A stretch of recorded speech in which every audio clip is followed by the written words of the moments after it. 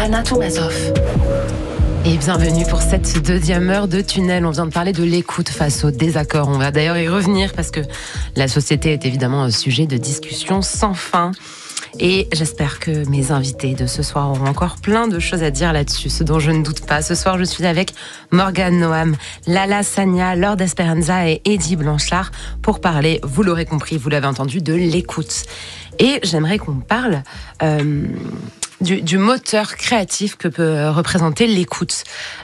Théodore, donc Lord Esperanza, tout à l'heure, tu parlais des artistes comme devant photographier l'époque, en faire vraiment un rendu fidèle, ça nécessite vraiment de l'écoute. Je me tourne vers vous, Théodore, Lala, Eddie même. Faut-il écouter justement pour créer ou pas trop pour ne pas se stresser et ne pas trop se faire influencer ?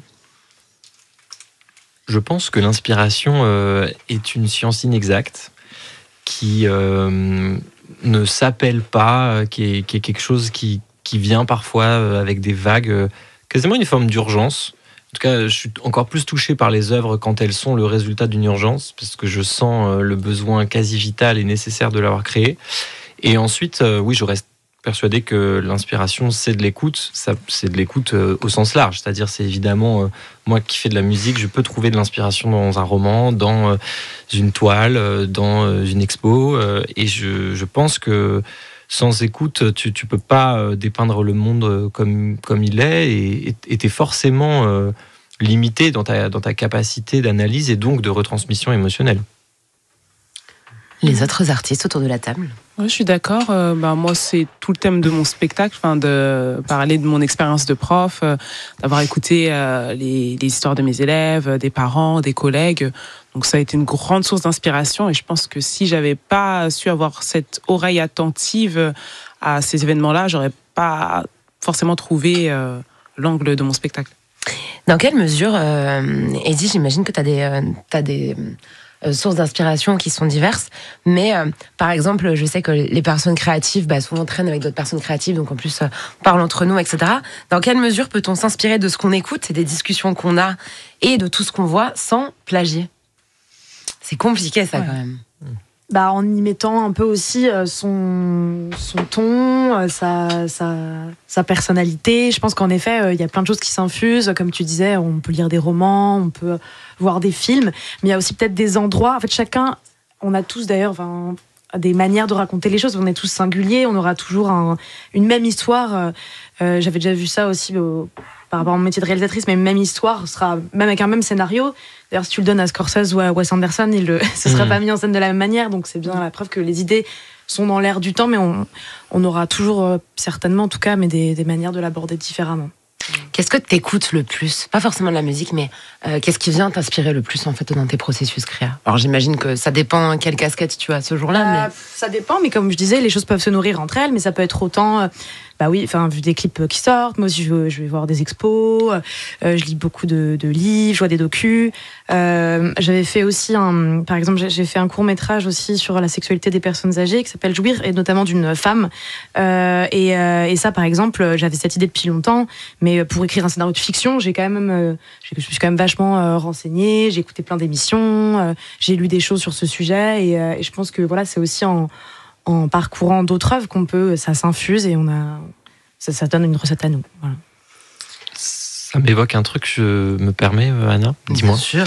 Je rebondis sur ce que tu dis parce que je trouve qu'en fait, l'écoute, au sens large, c'est un peu la nourriture de l'âme.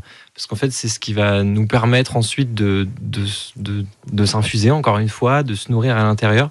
Et il y a plusieurs exemples qui sont venus en tête quand vous avez évoqué vos expériences de l'écoute dans le process artistique. La première, c'est Émile Zola, qui était connu notamment pour les Rougon-Macquart, pour aller dans des cafés dans lesquels il s'asseyait. Et donc, il décrivait en plus des classes sociales qui étaient peu représentées, puisqu'il parlait principalement des ouvriers, des miniers.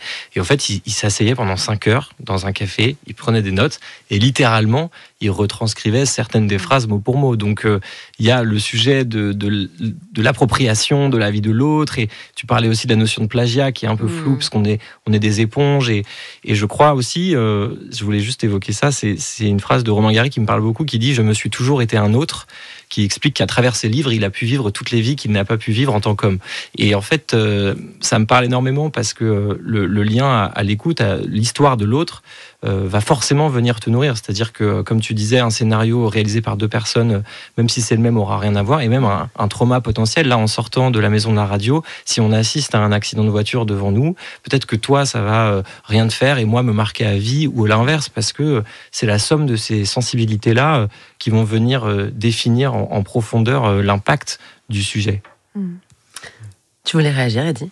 Non, enfin, je suis totalement d'accord. Et puis, en l'occurrence, justement, on aura aussi toujours des manières de traiter les sujets différemment selon nos personnalités. Justement, ça peut être justement avec du drame, de la comédie, avec un même sujet. Et c'est ça qui est intéressant aussi, c'est qu'il y a...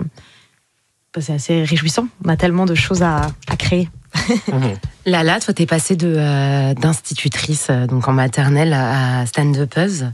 Qu'est-ce qui t'influence le plus comme public, donc qui t'écoute, entre tous les élèves que tu as pu avoir et le public quand tu es en salle? Est-ce qu'il y a des ressemblances, le fait de faire face à une petite assemblée comme ça? Ouais, mais quand même, je pense que j'ai eu un aperçu de ce que c'est d'être en scène tous les jours, parce que surtout avec un public aussi jeune, avec des enfants de maternelle, on a besoin d'exagérer, j'allais dire sa présence scénique, pas du tout sa présence tout court, même dans la voix, même dans les gestes, même dans les paroles, et chaque choix de mots est important, et finalement ça m'aide beaucoup sur scène, voilà. Déjà appréhender un peu ce ressenti de trac, de se dire je vais parler devant des gens, finalement je l'ai tellement fait tellement de fois. Mais il y a un côté, oui, en fait, c'est vrai, t'as raison, de performance artistique, enfin performance scénique en tout cas, dans le fait d'être instite, parce qu'en fait, t'es comme tout être humain. Mais on s'en rend pas compte quand on est enfant, on se dit, c'est des profs, c'est des adultes. Ouais. Mais en fait, nous, on sait maintenant que quand t'es adulte, t'as des émotions, t'as des jours où ça va, des jours où ça va pas. Et pour autant, quand t'arrives devant les enfants, tu dois performer quelque chose. Ouais. Il faut captiver leur attention aussi, parce que c'est pas quelque chose d'évident, donc ça demande beaucoup d'investissement. Eddy, toi, tu commences ton essai Bimbo justement par tout ce que tu as dû performer pour être en couple. Qu'est-ce qu'on demande aux femmes de performer justement dans notre société qui, parfois, est contradictoire avec d'autres injonctions qui sont faites?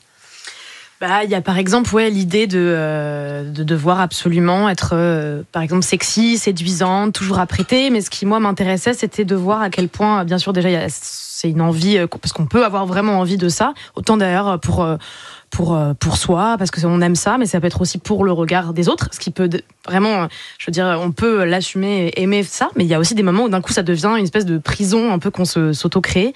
Et mais ce qui m'intéressait, c'est de voir que c'est vrai que c'était toujours une espèce de si par exemple on est sexy, ça doit être à un certain niveau, faut pas dépasser une espèce de jauge. Et donc c'est pour ça que dans le livre d'ailleurs je dis que les femmes ne sont pas des verres-doseurs, parce que c'est comme s'il y avait une limite à ne pas dépasser. Et moi toute mon adolescence on m'a beaucoup dit il faut un décolleté, d'accord, pourquoi pas, mais pas une mini-jupe avec, les yeux, mais ou pas la bouche. Enfin, c'est vraiment toujours cette idée de le trop fait un peu peur, et c'est ça aussi qui m'a interrogée, qui a dépassé un peu mon cadre personnel, et j'avais envie vraiment de comprendre pourquoi c'était si parfois mal perçu, et pourquoi aussi d'un coup ça peut être aussi réjouissant d'aller dans ce trop aussi par moment, évidemment. En tant qu'individu, en fait, on se retrouve à forcément écouter la société, quoi. Ça vient infuser, quoi. C'est sûr, mais là encore, ça revient à ce qu'on disait tout à l'heure, c'est que c'est une petite voix dans la tête, mais qu'on peut aussi, avec laquelle on peut jouer. C'est intéressant, en tout cas, d'essayer de comprendre quel est son besoin, parce que je pense qu'on peut aimer s'habiller, par exemple, sexy, hyper, dans ce qu'on attend de la féminité. En tout cas, ça peut être, on peut adorer ça, et c'est pas forcément une injonction, un truc patriarcal absolu. Il y a vraiment, mais ça peut l'être aussi. C'est un peu quelque chose qui est intéressant à observer. Et tant que ça nous fait du bien aussi profondément, je pense que c'est super. En parlant de ces allers-retours entre l'individu et le groupe, Théodore, donc Lord Esperanza, est-ce que l'écoute d'un public influence la performance live? Profondément. C'est vrai? Ouais, même tu peux voir la différence entre une salle fermée et une salle ouverte en festival. Parce que tu sais, la salle fermée, il y a une notion quasi de transfert énergétique, évidemment, entre la foule et la scène. Et du coup, j'ai la sensation qu'en fait, l'énergie est mieux contenue dans une salle fermée. Elle ne s'échappe pas comme elle peut s'échapper en festival, par exemple. Donc oui, tout à fait, c'est nécessaire. Et après, c'est des espèces de questions-réponses. Et quand il y a une connexion subtile qui est trouvée, c'est magnifique. Parce que du coup, on finit dans des formes d'apothéose connexion. Donc oui, je pense que c'est précieux. Et ce rapport au public, toi, Lala, en tant que stand-upeuse, est-ce que tu l'as déjà ressenti, je sais pas, par exemple, dans un comédie club, suivant le public qui est là, en fait, t'arrives pas à faire le même spectacle. J'imagine qu'avec l'humour, ça doit être encore pire parce que t'es vraiment dépendant des rires dans la salle. Complètement. Surtout que parfois, c'est des toutes petites salles, donc on voit exactement tout ce qui se passe, on entend toutes les conversations. Et quand des gens parlent entre eux, pendant que toi, t'es sur scène en train de raconter ta vie, tu te sens mais tellement négligé, ça peut être traumatisant. Après, il y a des gens qui cherchent aussi un peu ça, parce que sur les réseaux sociaux, en ce moment, ça pilule de vidéos de stand-up d'interaction où l'artiste parle avec le public, se fait un peu roaster, etc. Et il y a des gens qui sont à la recherche de ça, sauf que on fait pas tout ça déjà. On n'est pas tous forcément à l'aise dans ça. Et des fois, on vient pour bosser certains nouveaux textes. On n'a pas forcément le temps d'arrêter, de parler aux gens et de dire, OK, tu veux te faire remarquer, tu fais quoi dans la vie, ceci, cela. Non, juste si tu viens dans le public, c'est que tu es d'accord, entre guillemets, pour venir écouter des gens performer et que pendant 1 heure de ta vie, tu peux te taire, quoi. Donc, en fait, suivant la scène que tu vas faire et le public que tu vas avoir, tu peux vraiment revenir avec un mood différent, une humeur différente, en fait. Ah ouais, complètement. Ah ouais. Et en parlant d'humeur, Morgane, à nouveau, je vais solliciter ton regard de psy. J'avais vu des gens parler sur TikTok d'un truc qui m'avait intéressé, que j'avais mis en pratique. C'était l'idée qu'en fait, on sait qu'on peut se mettre de bonne humeur avec de la musique, et qu'à l'inverse, il y a des artistes en fait ou des styles musicaux, si on les écoute tout le temps, ça nous met quand même dans un mood pas ouf. Et la personne disait comparez si vous écoutez une demi-heure de rock ou de rap triste, puis une demi-heure de pop vraiment enjouée et légère, dans quel état d'esprit est-ce que vous allez en sortir? Et à partir du moment où j'ai compris ça, parce qu'il a quand même fallu me le dire, j'avais commencé, je me rappelle, à écouter moins de Laylo, moins de Dinos, etc., parce que c'était une période de rupture. Morgane, qu'est-ce que tu peux en dire de ça, sur les petits trucs comme ça qui peuvent influer l'humeur? De fait, il y a aussi une branche de la thérapie qui s'appelle la musicothérapie, et où on le sait, mais c'est un peu comme les odeurs, c'est un peu comme les sens visuels aussi. Quand on écoute une musique, ça nous ramène à quelque chose, à un souvenir, à une époque, à un événement particulier. Et souvent, ces souvenirs-là sont associés à des émotions particulières. Et on a tendance à écouter quelque chose de plus joyeux, quelque chose de plus pop, quand on a une bonne nouvelle, quand on a envie de se motiver un petit peu. Et quand on est en rupture, on a tendance à passer toute la playlist de trucs un peu dramatiques pour pouvoir justement rester un peu dans ce mood-là. Mais il est vrai que de fait, la musique a une incidence sur notre système nerveux. Et on le sait parce que toute la thérapie somatique, donc qui permet de gérer le système nerveux, on sait que la musique peut permettre vraiment de détendre et d'avoir un effet calmant sur le système nerveux et sur le cerveau. Et bienvenue dans Tunnel. Si vous nous rejoignez, je vous rappelle que vous pouvez réécouter cette émission en replay sur le site et l'application Radio France, et évidemment l'envoyer à vos proches, notamment ceux dont vous aimeriez qu'ils vous écoutent plus. Ce soir, je suis avec Morgane Noam, Lala Sania, Lord Esperanza, Eddie Blanchard, pour parler du thème de l'écoute. Et on a pu aborder plein de sous-sujets. On va quand même discuter de celui qui affleure depuis le début, s'écouter en société, écouter les différences. Qui est-ce qu'on écoute le plus dans la société? Les hommes blancs, bourgeois, valides, hétéros et cis. Et le reste, c'est quand on a un peu de temps, quoi. Est-ce qu'on fait assez pour écouter les voix minoritaires? T'es à l'intersection de 2-3 trucs, Morgane. Vite fait. Effectivement, je suis un homme trans, bisexuel, racisé, juif, neuroa, vegan, ce qui fait beaucoup, trop. Et en effet, c'est vrai que ces identités-là, on leur laisse pas de place parce qu'elles dérangent, parce que c'est pas l'image de la République, c'est pas l'image de la France qu'on veut voir. Et du coup, non, on a très rarement la parole. C'est pour ça que les réseaux sociaux, ça a été assez magique pour les personnes minorisées, parce qu'enfin, on avait un espace par nous, pour nous, pour pouvoir s'exprimer et remettre un peu de vérité dans tous les discours qui parlaient de nos histoires. Mais c'est marrant que tu dis la République ne nous écoute pas, parce que dans le même temps, je repensais l'autre jour en passant chez notre amie Barbara Butch, je voyais sa couronne qu'elle avait pendant la cérémonie des JO. Justement, la cérémonie des JO, on a vu beaucoup de personnes minorisées mises à l'honneur. Qu'est-ce qui s'est passé ce soir-là ? La République a pété un plomb ou c'était pour faire sympa devant les invités ? C'était quoi ? C'est grâce à Thomas Joly qui a fait un travail extraordinaire. On se demande à quel point ça a été validé en amont par notre cher Emmanuel, parce que je suis pas certain qu'en effet c'était sa France à lui. Mais en tout cas, c'est chouette parce que je pense que c'était effectivement notre France à nous et que la masterclass de Thomas, c'est d'avoir montré au monde entier que la France, c'était pas que ce qu'on voyait dans les films, mais que c'était aussi ça, que c'était aussi la diversité, que c'était aussi la diversité de genre, de sexualité, et c'était magnifique. Je pense qu'on a rayonné et très bien rayonné cette fois-ci. Une cérémonie qui, si je me souviens bien, avait été appréciée. C'est quand même suffisamment rare pour le souligner par 86% des Français, donc une espèce de quasi-unanimité, avec 14 qui grommelaient dans leur coin. Mais bon, pour une fois, on les entendait pas tant, donc c'est pas si grave. Lala, Eddie, avez-vous déjà ressenti que votre parole n'était pas assez entendue à cause de qui vous êtes ? Oui, je pense à un exemple en particulier. Enfin, je sais pas si... J'ai peur d'être un peu hors sujet. L'émission s'appelle Tunnel. T'as le droit de t'égarer pendant 10 minutes si t'as envie. Moi, on m'a toujours dit, depuis que je suis petite, que je me prends pour une blanche, que je suis une bounty. J'ai souvent eu cette critique-là, à tel point que je l'ai intégrée et je me suis dit, d'accord, je suis une bounty. Qu'est-ce que ça veut dire, une bounty ? En gros, comme le chocolat, qui est noir à l'extérieur et blanc à l'intérieur.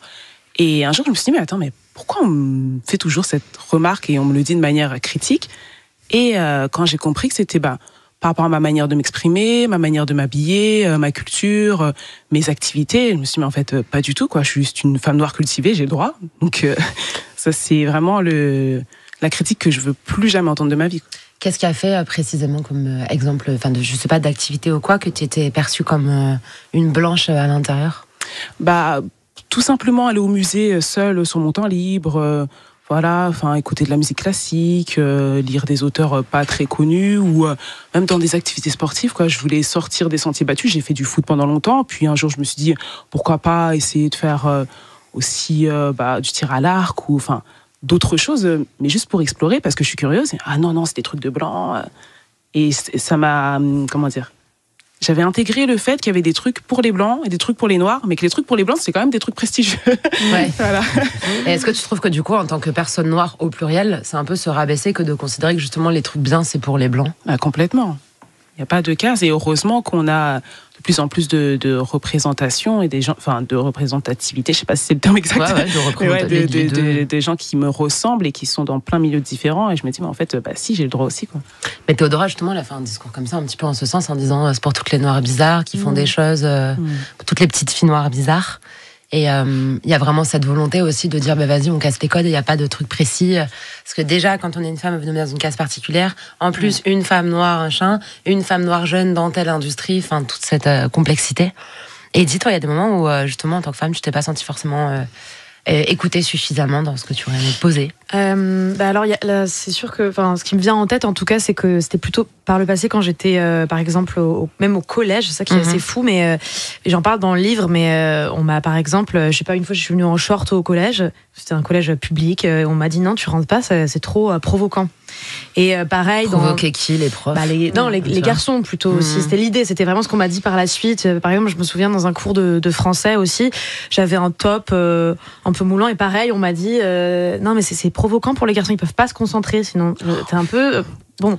D'un coup, c'est des et moi évidemment je parle du ça dans le côté écoute parce que moi évidemment je disais non pas du tout, et c'est des souvenirs, je me souviens pas de grand chose au collège en plus, mais notamment ça m'a beaucoup marqué, donc c'est pas étonnant d'ailleurs que ce soit un sujet important pour moi et que j'ai eu envie d'écrire sur ça par la suite, mais parce qu'il y a une espèce de d'un coup c'est tout de suite le corps est hyper politique d'un coup, quoi. C'est très très étonnant, et voilà, et par la suite du coup maintenant je suis aussi réalisatrice, qui est censée être donc un poste où tu parles, où on t'écoute, et c'est vrai que ça c'est quelque chose dans lequel on m'écoute, en tout cas je me sens écoutée, donc ça c'est très très agréable, je me sens respectée, et même j'ai voulu justement tendre un peu ce truc du collège et lycée, etc., où d'un coup, en tant que réalisatrice, je me suis mise à beaucoup mettre des talons, à mettre des robes, et je sais qu'on m'a beaucoup dit mais justement, on m'a pas jugée pour ça, pour le coup, parce que j'étais devenue quelqu'un qu'on écoutait par sa fonction.